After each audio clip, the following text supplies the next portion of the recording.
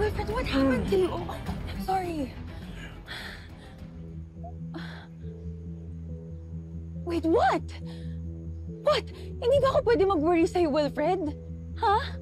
You've been gone for a while. Wala ka man lang abiso or anything. Then the police suddenly said you've been found. Pumunta ako sa house mo, but your stupid maids won't tell me where you are. So, stalker po kayo, ma'am. Can you please shut up? Ikaw ba si Wilfred?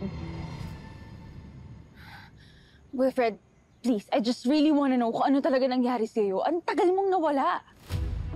Long story. I have all day. I don't have all day. Kailangan namin umalis.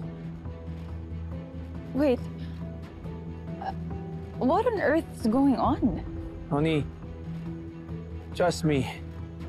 It's best na wala kang alam. My God naman!